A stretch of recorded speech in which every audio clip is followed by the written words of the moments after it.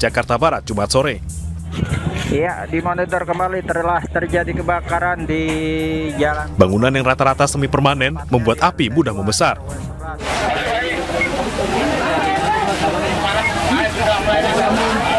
Sedikitnya 10 bangunan dari 2 RT, yakni RT 1 dan RT 2 di RW 11 ludes terbakar api.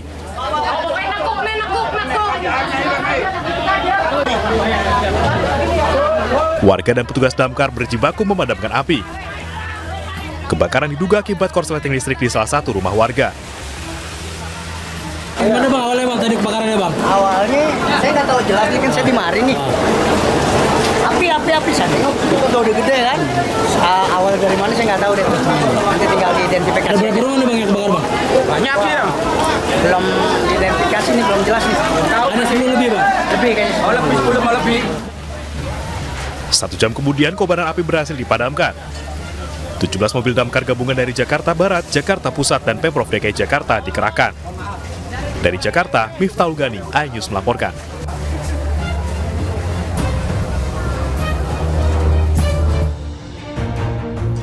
Ya, selamat malam. Apa kabar pemirsa? Kebakaran melanda permukiman padat penduduk di kawasan Tomang, Jakarta Barat pada Jumat sore tadi. Dan informasi tersebut menjadi pembuka jumpa kita di iNews Prime kali ini. Pemirsa, hari ini polisi menggelar rekonstruksi pembakaran rumah wartawan yang mengakibatkan 4 orang meninggal dunia di Kabanjahe, Kabupaten Karo, Sumatera Utara. Saya Aldi Hawari, inilah iNews Prime selengkapnya.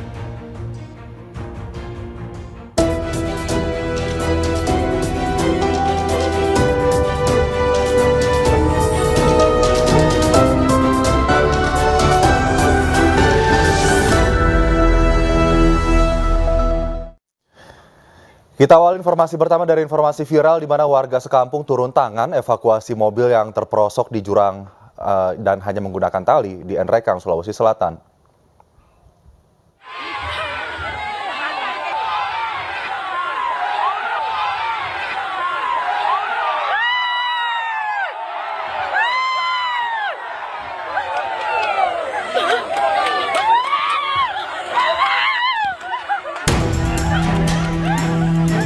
Aksi warga satu kampung gotong royong mengevakuasi sebuah mobil yang terperosok di selokan viral di media sosial. Dalam video, nampak warga menarik badan mobil menggunakan tali. Tidak kalah heboh, emak-emak juga ikut andil menarik mobil ke tepi jalan. Ada juga yang menyemangati warga hingga mobil berhasil dievakuasi. Selain mendapat pujian warganet, aksi gotong royong ini juga diapresiasi oleh petugas kepolisian. Sangat mengapresiasi ya masyarakat yang telah membantu mobil tersebut ya sehingga bisa terlepas dari musibah, tidak ada korban jiwa maupun kerugian materi dari hal tersebut. Tidak ada korban jiwa dalam peristiwa ini, sementara mobil dan 6 orang penumpangnya dievakuasi dengan keadaan selamat. Dari Nrekang, Sulawesi Selatan, Jufri Tonapa, iNews melaporkan.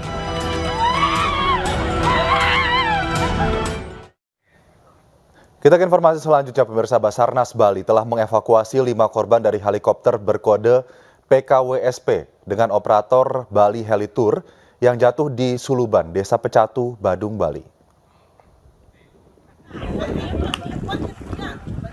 Korban dari helikopter jatuh tersebut berjumlah 5 orang, terdiri dari 4 laki-laki dan perempuan. Kelima korban tersebut ialah Dedi Kurnia yang merupakan pilot Bali Helitour dan Oki selaku kru penerbangan. Sementara 3 korban lainnya adalah penumpang dengan identitas 1 WNA dan 2 orang merupakan WNA Australia. 3 penumpang telah dibawa ke RS Siloam dengan menggunakan ambulans. Sementara untuk penyebab kecelakaan, Basarnas masih menunggu investigasi dari Komite Nasional Keselamatan Transportasi.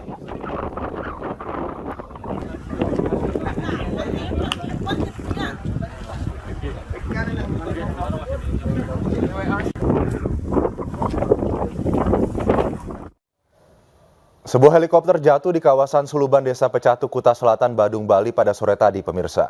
Penyebabnya helikopter diduga tersangkut tali layang-layang.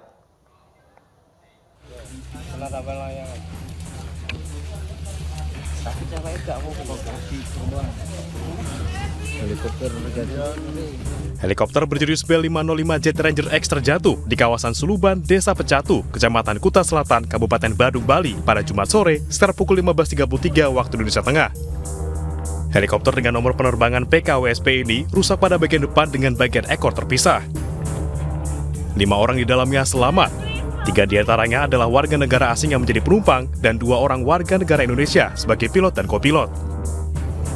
Helikopter milik PT White Sky Aviation ini awalnya terbang rendah di atas rumah warga hingga akhirnya jatuh di sekitar akses jalan baru.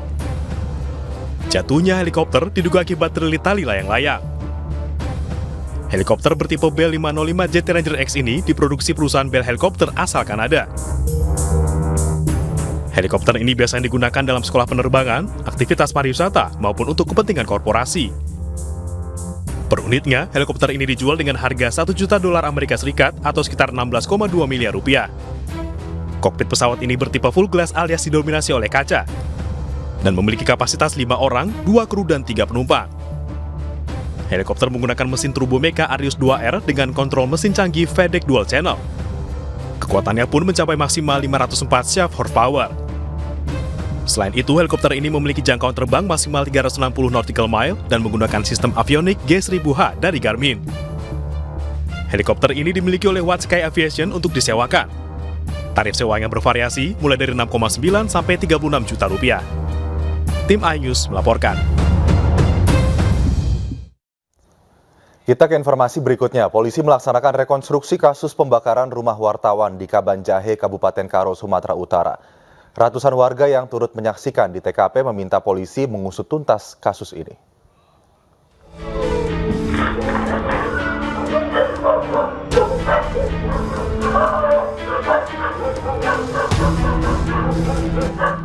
Aksi percobaan pembakaran rumah seorang wartawan di Deli Serdang, Sumatera Utara terungkap. Polisi pun berhasil menangkap 2 pelaku dan pelemparan bom Molotov. Salah satu pelaku, Firdaus Sitepu, melalui testimoni mengakui melakukan percobaan pembakaran rumah korban berinisial LS lantaran sakit hati kepada korban. Pelaku yang membuka lapak judi tembak ikan di Desa Namori, Pancur Batu, meminta kepada korban yang merupakan wartawan media online untuk tidak memviralkan lapak perjudian miliknya.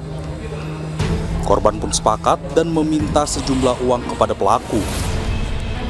Namun seiring waktu, korban sering mendatangi lapak perjudian milik pelaku dan meminta sejumlah uang serta narkotika kepada pelaku. Pelaku yang kesal pun mengajak pelaku lain, Ferry Haryanto, untuk melancarkan aksi pembakaran rumah dengan maksud memberikan pelajaran kepada korban. Dia minta per minggunya 2 juta. Satu minggu 2 juta ya? 2 juta. Kemudian lain lagi untuk sabunya. Kan begitu dia. Hal itu disepakati sama si Firdaus Sitepu ini. Dan kadang Firdaus Sitepu ini mengantar sabunya juga ke Sabu ini rumah. dalam arti kata narkoba lah ya? Narkotika, jenis narkotika, ke rumah si Leo Semiring. Jadi berjalan berikutnya lagi di bulan Oktober, akhirnya ada permintaan tambahan dari Leo Semiring ini. Minta sampai di angka 4 juta di bulan November itu. Pengakuan pelaku pun dibenarkan oleh Polrestabes Medan yang menangani kasus ini. Pelaku pun mengaku menyerang rumah korban dengan bom Molotov karena sakit hati aktivitas perjudiannya diberitakan hingga akhirnya digerebek dan ditutup polisi. Dari Medan, Sumatera Utara, Adi Palapa Harahap, iNews melaporkan.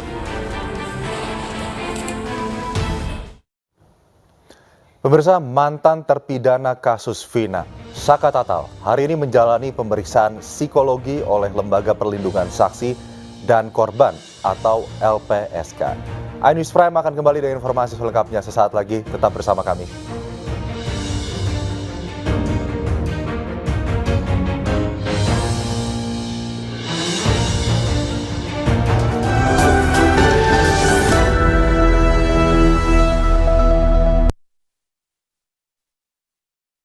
Apaan sih tuh?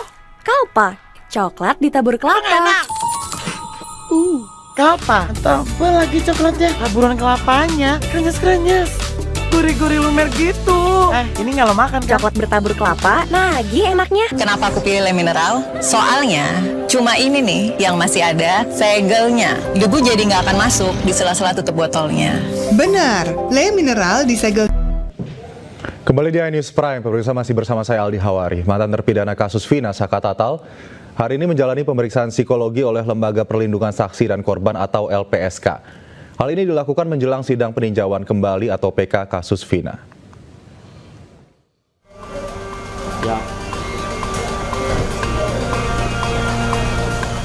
Bertempat di sebuah hotel di Bandung, Jawa Barat, Saka Tatal, mantan terpidana kasus pembunuhan Vina, didampingi keluarga dan kuasa hukum hadir untuk menjalani pemeriksaan psikologi oleh Lembaga Perlindungan Saksi dan Korban atau LPSK.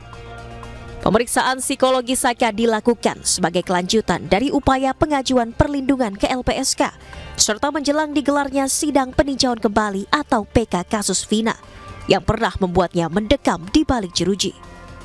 Pemeriksaan dan pendampingan psikologi ini dilakukan untuk memastikan emosi Saka Tatal dalam kondisi baik. Ini jadi tidak berpengaruh terhadap nanti. Cuman bukan hanya kepentingan PK, tapi kepentingan memperbaiki psikologi Saka supaya lebih baik lagi. Dari Bandung, Jawa Barat, Muji Praitno, iNews melaporkan. Sementara itu, pemirsa, keluarga almarhumah Vina meminta polisi kembali membuka data pembuktian kasus. Salah satu yang disoroti adalah barang bukti isi chat dan handphone korban juga pelaku.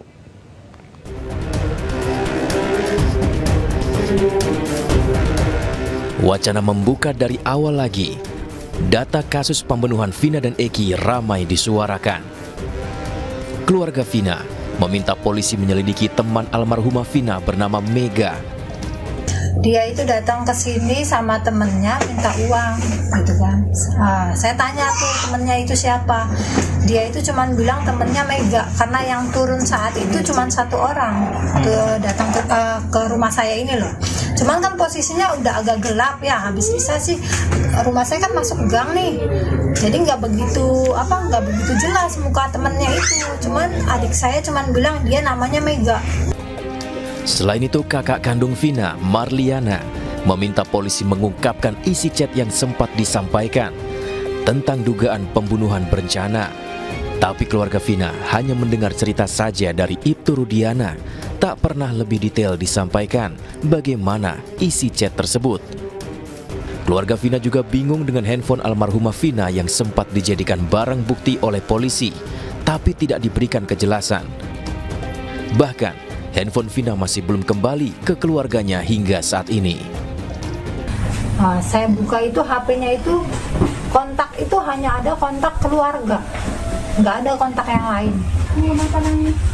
Dan BBM pun saat itu kan adanya BBM ya. BBM itu cuma ada satu chattingan, dan chattingannya juga hanya kayak chattingan baru 2 harian.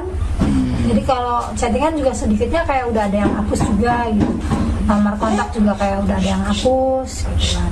Nah terus di tangan saya itu sekitar 2 hari apa 3 hari barulah diambil buat BB, katanya buat barang bukti gitu kan. Dan sampai saat ini HP pun belum di tangan kami keluarga korban, masih ada di pihak mereka. Dijatuhkan pembunuhan berencana itu kan katanya dari chattingan mereka gitu.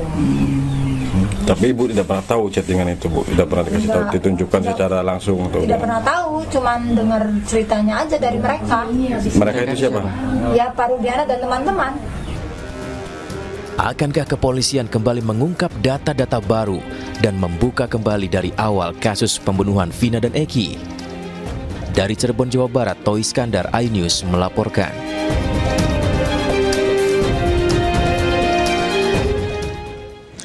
Pemirsa, keluarga terpidana kasus Vina didampingi tim kuasa hukum melaporkan Ibtu Rudiana ke Bareskrim Polri. Pelaporan ini terkait dugaan penganiayaan yang dialami terpidana pada tahun 2016 silam. Keluarga terpidana kasus pembunuhan Vina dan Eki, Hadi Saputra, didampingi tim kuasa hukum, tiba di gedung Bareskrim Polri pada Rabu siang. Kedatangan mereka untuk melayangkan laporan terhadap ayah mendiang Eki, Ibtu Rudiana, terkait dugaan penganiayaan dan intimidasi yang dialami para terpidana saat ditangkap pada 2016 silam. Pihaknya menduga penganiayaan atau penyiksaan terjadi saat proses pemeriksaan para terpidana agar mereka mengaku sebagai pelaku pembunuhan Vina dan Eki.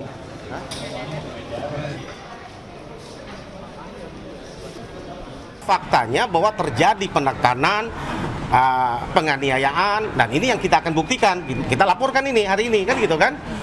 Terjadi penganiayaan, bahkan ini terjadi kepala itu dipukul sampai nempel di benda, bahkan ditusuk dari belakang. Yang atas yang mereka mereka tidak pernah lakukan, tapi karena tidak tahan siksaan mereka lakukan apa? Akhirnya mengaku, kan gitu kan? Kenapa kami laporkan? Karena kami yakini para klien kami kan tidak bersalah. Ini supaya menjadi novum. Kira-kira jalan ceritanya begini. Dari kesaksian teman-temannya itu yang bersama-sama waktu malam itu bareng sama anak saya. Gitu. Terus kesaksian dari warga tetangga terdekat kita yang mengatakan bahwa anak saya itu ada di rumah anaknya Pak Pasran itu. Udah, anak kesaksian segitu yang kami sampaikan. Anak bapak nggak ada di tempat di lokasi saat pembunuhan Vina Cirebon itu? Tidak ada.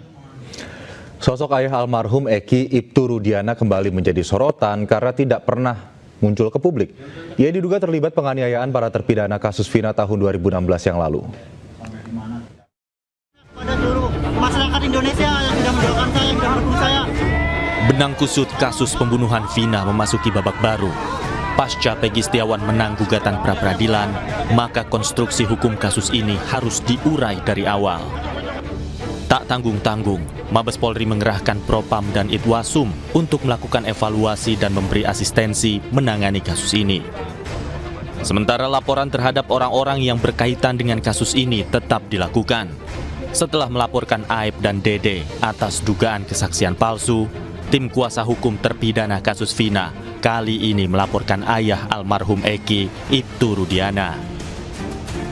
Ibtu Rudiana dibidik lantaran diduga terlibat kekerasan dan penyiksaan pada para terpidana tahun 2016 silam. Bukan tanpa alasan, sosok Rudiana tidak pernah muncul sejak kasus Vina mencuat ke publik. Hal ini membuat masyarakat berspekulasi tentang adanya hal yang ditutupi oleh Rudiana. Kita semua juga tidak mau berspekulasi. Apabila memang ada dugaan tindak pidana, apabila ada temuan-temuan lainnya, silakan sesuai dengan prosedur hukum. Dan kita negara hukum wajib menghormati itu. Apalagi isu-isu yang berkembang juga terhadap Ibtu Rudiana dibilang isu narkoba lah, isu lainnya lah, dan lain-lain. Itu semua saya nyatakan itu hoax ya. Sepanjang yang dituduhkan kepada yang bersangkutan itu tidak terbukti melakukan sesuatu perbuatan dugaan tindak pidana dengan adanya putusan pengadilan, kita nggak boleh menuduh seseorang. Harus kita junjung tinggi atas praduga, presumption of innocence, kepada setiap orang maupun itu saksi-saksi. Meski demikian, kuasa hukum terpidana yakin bahwa Rudiana terlibat penyiksaan terhadap para terpidana kasus Vina. Ini kan masalah-masalah yang sudah kusut, yang sudah 8 tahun yang lalu. Kami harus urai dulu satu-satu masalahnya gitu loh. Untuk mendapatkan apakah itu novum, apakah itu kekeliruan hakim, dan lain sebagainya. Oleh karena itu, kami proses dugaan yang akan kami laporkan ini, yaitu bagian daripada rangkaian kekeliruan-kekeliruan yang nanti akan kami sampaikan gitu. Jadi kami dalam hal ini terus terang saja ingin membuat atau mengumpulkan bukti yang selengkap mungkin. Pihak kuasa hukum mengklaim memperoleh informasi langsung dari para terpidana. Mereka bercerita tentang kekerasan dan penganiayaan yang dilakukan oleh Rudiana 8 tahun silam hingga para terpidana kasus Vina babak belur. Dari Jakarta, tim liputan iNews melaporkan.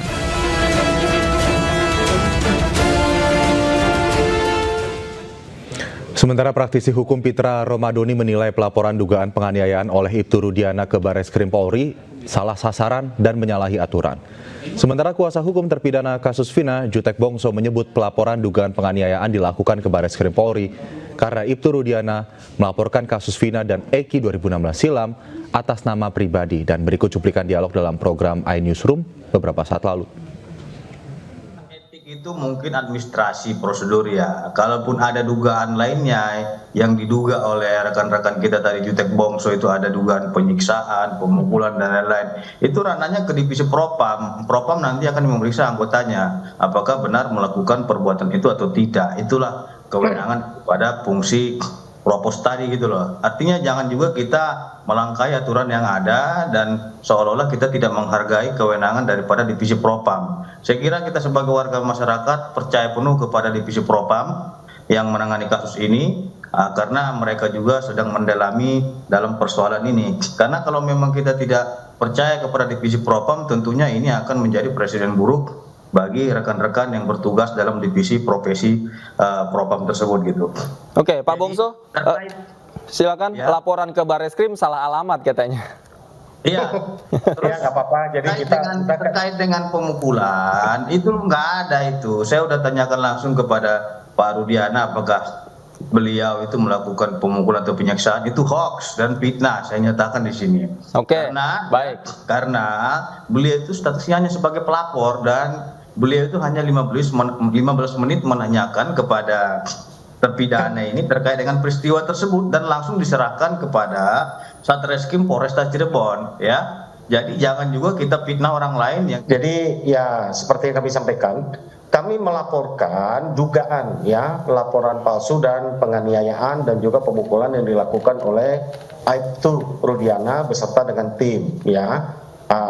Kenapa kami laporkan secara pribadi bukan kepada Ibtu Rudiana adalah kita laporkan pribadi Bapak Rudiana oleh karena ketika LP itu dilakukan bukan Ibtu Rudiana, Ibtu Rudiana melaporkan dengan memakai pelaporan form A ya, dia memakai dengan model B gitu ya, artinya adalah itu masyarakat biasa, makanya kami menempuh cara itu. Karena dia ketika melaporkan dia memposisikan diri. Pemirsa, polisi melaksanakan rekonstruksi kasus pembakaran rumah wartawan di Kabanjahe, Kabupaten Karo, Sumatera Utara. Ratusan warga yang turut menyaksikan di TKP meminta polisi mengusut tuntas kasus ini.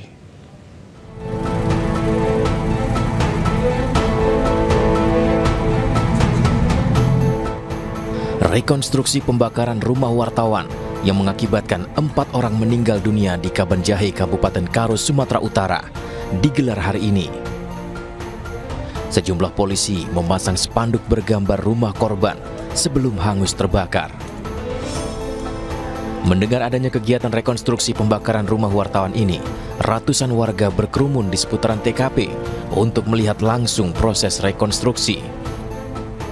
Warga berharap pihak kepolisian serius bisa mengusut tuntas kasus ini dan segera menemukan siapa otak sebenarnya pelaku dari kejadian ini.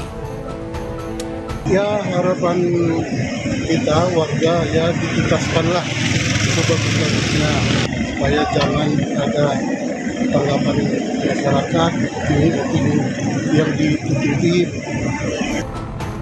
Rekonstruksi digelar untuk memastikan kesesuaian kronologi seperti yang diungkapkan para pelaku. Nantinya polisi akan menyelidiki dugaan pihak lain yang terlibat dalam kasus ini. Dari Karo, Sumatera Utara, Eka Hetriansyah, iNews melaporkan. Baik, langsung saja pemirsa untuk membahasnya terkait dengan rekonstruksi kasus pembakaran rumah wartawan di Kabanjahe, Kabupaten Karo, Sumatera Utara yang telah digelar hari ini. Kami sudah terhubung dengan Kabid Humas Polda Sumatera Utara, Kombes Hadi Wahyudi. Selamat malam, Pak Hadi. Selamat malam, Assalamualaikum. Waalaikumsalam. Pak Hadi, langsung saja, apakah sudah terkuak motif sesungguhnya dari pembakaran rumah wartawan di Kabanjahe, Karo ini? Ya, yang pertama kami menyampaikan terima kasih kepada masyarakat Tanah Karo dan media yang dari mulai siang tadi sampai dengan malam hari ini hadir dengan tertib di lokasi atau tempat kejadian perkara. Kami sampaikan bahwa dari mulai pukul 14.30 sampai dengan pukul 20.11 waktu Indonesia Barat, bahwa penyidik Polda Sumatera Utara telah menyelesaikan rangkaian rekonstruksi, di mana proses rekonstruksi ini sebagaimana diatur dalam pasal 24 ayat 3 Perkap 9 tahun 2019, bahwa dalam hal menguji persesuaian keterangan para saksi atau tersangka, penyidik atau penyidik pembantu dapat melakukan rekonstruksi. Ini adalah metode pemeriksaan yang dilaksanakan penyidik dalam proses penyidikan dengan jalan memperagakan kembali cara-cara tersangka melakukan tindak pidana atau pengetahuan saksi lainnya. Dari siang sampai dengan malam hari ini, ada 57 adegan peragaan yang langsung dilakukan oleh ketiga tersangka dengan peran yang berbeda-beda seperti yang sudah kita jelaskan di beberapa waktu yang lalu. Dari 57 adegan ini dilakukan di 6 tempat kejadian perkara. Dengan kita juga menghadirkan lebih dari 15 saksi yang diundang. Alhamdulillah prosesnya berjalan lancar. Para tersangka dengan baik menjalankan adegan demi adegan yang juga didampingi oleh penasihat hukum. Jadi tim penyidik dari Polda dan Polres Tanah Karo pun juga dihadiri oleh Kasipidum Kejaksaan Negeri Tanah Karo. Jadi 57 adegan, kemudian di 6 titik lokasi dilakukan rekonstruksi atau gelar perkara, begitu. Tapi dari rekonstruksi tersebut kemudian adegan mana yang kira-kira akan diteliti lebih dalam lagi oleh tim penyidik terkait dengan motif pembakaran? Apakah kemudian ini benar-benar hanya 3 tersangka ini yang terlibat atau ada kemungkinan ada orang-orang lain juga yang ikut di dalamnya? Ya, seperti yang tadi saya sampaikan bahwa proses rekonstruksi ini adalah untuk menguji persesuaian keterangan para saksi atau juga tersangka. Artinya bahwa dari mulai TKP 1 sampai dengan TKP 6 seluruhnya dilakukan adegan dengan baik oleh para tersangka.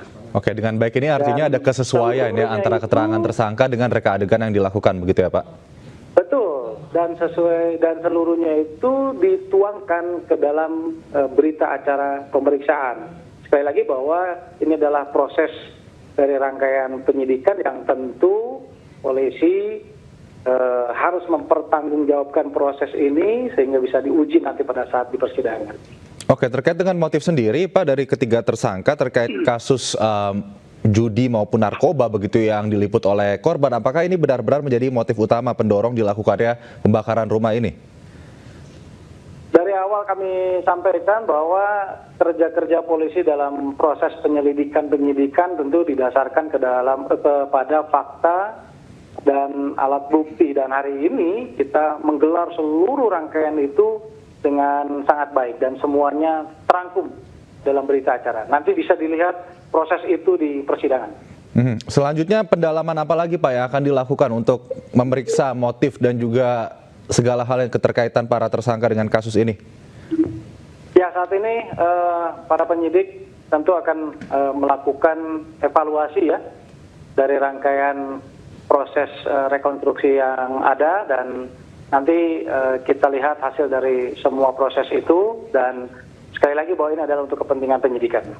Baik, oke. Untuk sementara mungkin terima kasih Bapak Kombes Pol Hadi Wahyudi, Kabid Humas Polda Sumatera Utara telah merangkum ya segala tadi gelar perkara yang dilakukan sejak siang hingga malam hari ini di 6 titik lokasi. Kami harapkan benar-benar motifnya bisa segera terungkap dengan jelas, kemudian juga bisa dipublikasikan ke publik. Begitu, apakah motif sebetulnya dari ketiga orang ini membakar rumah wartawan di Kabanjahe, Karo, Sumatera Utara. Terima kasih Pak Hadi.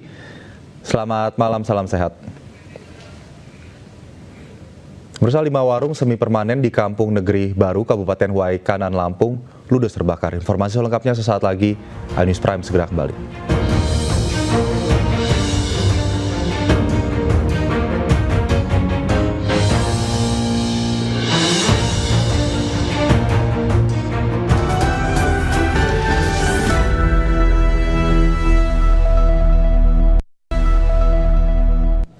Kembali di iNews Prime, pemirsa, sejumlah warung semi permanen di Kampung Negeri Baru, Kabupaten Waikanan, Lampung, ludes terbakar. Api yang membesar juga menghanguskan kabel induk jaringan listrik di lokasi kejadian.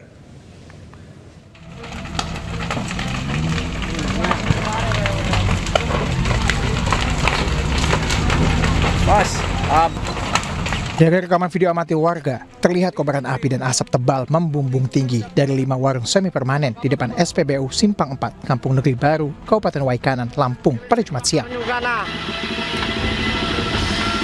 Api yang membesar juga merambat dan membakar kabel induk jaringan listrik di lokasi kejadian. Diduga, api berasal dari kompor dan tabung gas yang meledak dari salah satu warung yang terbakar. Kebakaran baru dapat dipadamkan setelah petugas damkar dan BPBD Kabupaten Waikanan tiba di lokasi untuk memadamkan api. Akibat peristiwa ini, pemilik warung ditaksir mencapai kerugian hingga ratusan juta rupiah. Dari Kabupaten Waikanan, Lampung, Andre Avandi, iNews melaporkan.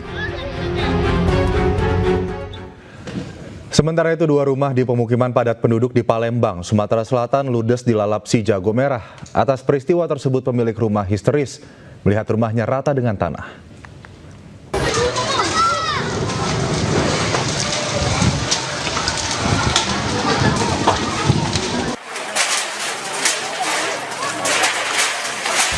Kobaran api membakar 2 rumah milik warga di Jalan Hamzah Kuncit, Palembang, Sumatera Selatan. Warga yang melihat api membesar mencoba melakukan pemadaman dengan alat seadanya.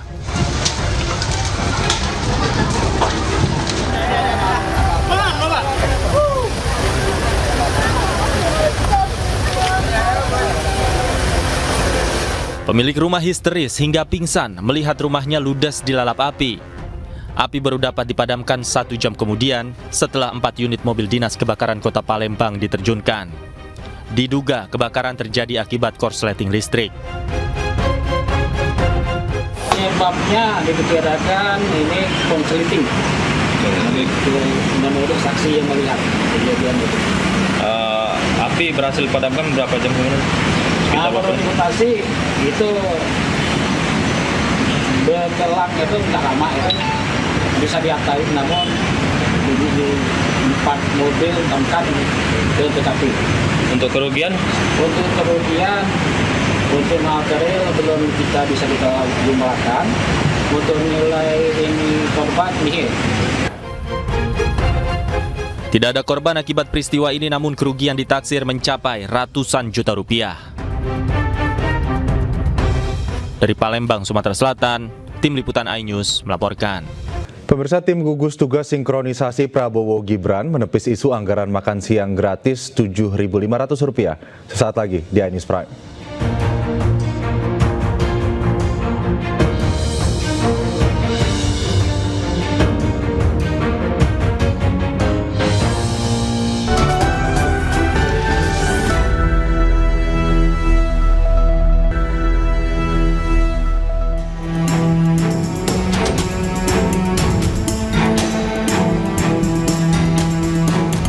Wakil Presiden terpilih Gibran Raka Buming Raka buka suara terkait dengan rencana pemangkasan anggaran makan siang gratis dari Rp15.000 menjadi Rp7.500 per porsi. Gibran meminta publik menunggu kepastiannya dan berencana menggelar uji coba program tersebut di Solo, Jawa Tengah pekan depan. Sudah ideal itu segitu dan sudah diuji cobakan di beberapa tempat, termasuk Solo. Hari Senin ada uji coba makan siang gratis ya. Nanti saya ajak ya hari Senin. Berarti kemungkinan tidak akan berkurang dari 15.000. belum ada kepastian untuk pengurangan itu ya. Artinya selama ini uji cobanya di 15.000 ya. Tunggu aja nanti kepastiannya ya. evaluasi dari uji coba 15.000 ini gimana Mas? Sampai saat ini jalan lancar ya, dan kita melibatkan banyak ahli gizi. 15.000 saya kira cukup ideal, tapi nanti jika ada masukan dari orang tua murid, guru, monggo nanti silakan disampaikan ke Sama ini sudah ada disampaikan Pak Erlangga itu belum nanti teman-teman media Solo, wartawan Solo nanti saya ajak ya uji coba minggu depan ada di Solo ya. Berarti yang disampaikan Pak Erlangga kemarin belum final Mas? Belum ada yang final ya, ditunggu dulu ya. Sebelumnya Presiden terpilih Prabowo Subianto mempertimbangkan untuk mengefisiensikan pagu anggaran makan siang gratis sebesar 71 triliun rupiah, yaitu dengan menurunkan alokasi biaya dari Rp15.000 menjadi Rp7.500 per porsi. Hal ini diungkapkan ekonom Herianto Irawan usai diajak berdiskusi oleh tim sinkronisasi Presiden terpilih. Mereka sudah agree on that, tapi yang menurut saya yang menarik buat saya, Bapak Ibu sekalian, adalah ini. Setelah dikomunikasikan angka itu 71 triliun, kemudian tugasnya Pak Presiden-elek ke tim ekonominya Pak Awan untuk memikirkan apakah biaya makanan per hari itu bisa nggak diturunin lebih hemat dari 15.000 mungkin ke 9.000 kah, ke 7.500 kah, kira-kira begitu. Dan kita bisa pahami kalau sebagai politisi tentunya beliau mau programnya itu menyentuh sebanyak mungkin rakyat gitu. Sementara itu, terkait dengan teknis program ini masih akan dibahas lebih detail. Anggaran makan siang gratis untuk setiap anak juga akan berbeda-beda di tiap daerah.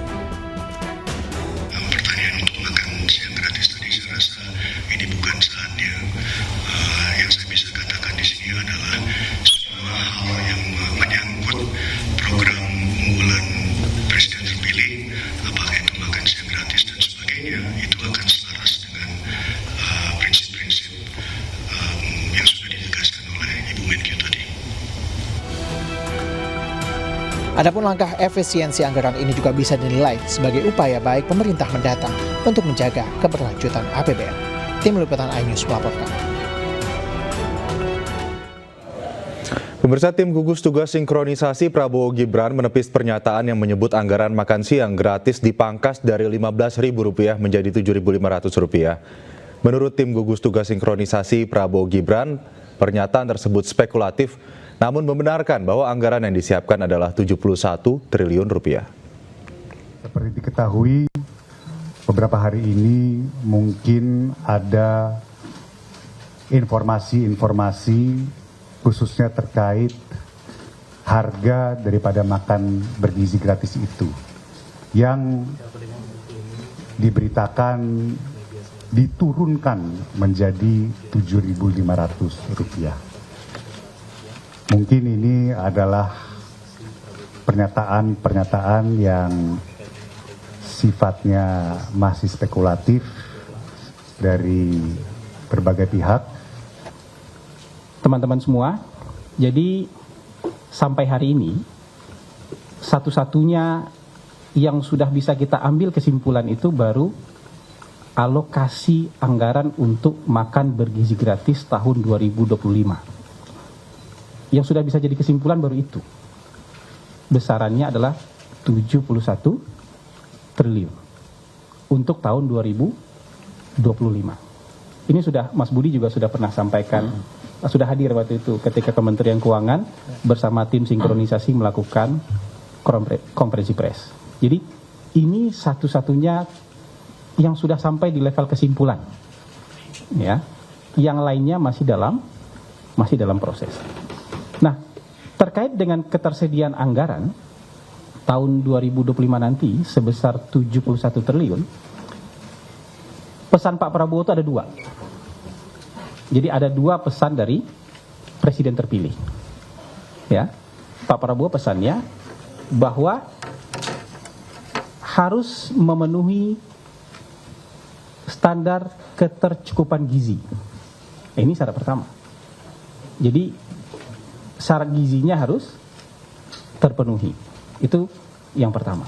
Dan yang kedua, harus dioptimalkan jumlah penerima manfaatnya. Karena kan anggaran yang tersedia 71 triliun. Jadi harus kita optimalkan jumlah penerima manfaatnya. Jadi semua proses riset, semua proses kajian, uji coba, pilot project akan bersandarkan kepada dua pesan, dua arahan dari Pak Prabowo Subianto ini. Jadi seperti itu. Kebutuhan gizi itu nanti akan ditentukan oleh ahli gizi. Jadi nggak ada tuh main harga segini itu belum ada sama sekali. Angka itu belum ada sama sekali, makanya kita bingung kenapa di luar ada angka sementara kita sendiri belum punya angka. Syarat pertamanya keterpenuhan gizi, ketercukupan gizi, dan itu nanti ditentukan oleh ahli gizi. Pemirsa, bakal calon gubernur Sumatera Utara Bobi Nasution menanggapi keputusan Ketua Umum Partai Golkar Airlangga Hartarto terkait bakal calon wakil gubernur Sumatera Utara dari Partai Golkar yang diumumkan langsung oleh Ketua DPD Golkar Sumatera Utara Musa Rajeksyah. Dari sekian banyak nama yang masuk dalam bursa bakal calon wakil gubernur Sumatera Utara, akhirnya Golkar menentukan pilihan kepada Surya, mantan Bupati Asahan, untuk mendampingi Bobi pada Pilgub Sumatera Utara mendatang. Hal ini dinilai Bobi menjadi titik terang dan dirinya secara pribadi akan membawa hasil ini kepada Partai Gerindra serta partai koalisi lain seperti PAN, Nasdem, PKB, dan Demokrat untuk dirapatkan. Ini titik terang dari nama-nama yang selama ini hadir di bursa calon wakil gubernur Sumatera Utara yang memang ada disampaikan, dan kemarin Pak Airlangga juga sudah menyampaikan Pak Surya dan tadi sudah disampaikan Bang Ijek. Nah, ini menjadi terang. Selanjutnya tentunya saya secara pribadi dan dari Partai Gerindra menunggu kelanjutannya. Serangan drone menewaskan 1 orang dan melukai sejumlah orang lainnya di Tel Aviv, Israel. Kelompok Houthi Yaman mengaku bertanggung jawab atas serangan ini. Sesaat lagi di IBIS Prime, kami segera kembali.